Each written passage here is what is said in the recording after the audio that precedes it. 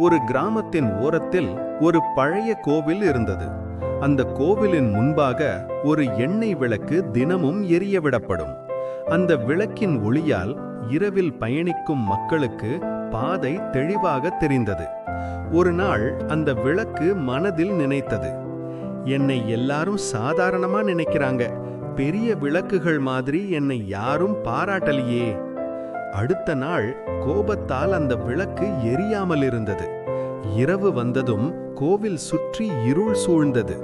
ஒரு வயதான மனிதர் வழி தெரியாமல் தடுமாறி கீழே விழுந்தார். அதை பார்த்த விளக்கு மனம் வருந்தியது.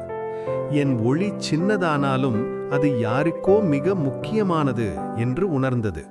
அடுத்த நாள் முதல் அந்த விளக்கு எப்போதும் அமைதியாக, ஆனால் முழு மனதோடு ஒளியூட்டியது. யாரும் பாராட்டாவிட்டாலும் அது தன் கடமையை மறக்கவில்லை. கதை சொல்லும் நீதி: நம்ம வேலை சின்னதா தெரிந்தாலும் அது யாரோ ஒருவரின் வாழ்க்கையில் பெரிய ஒளியாக இருக்கலாம்.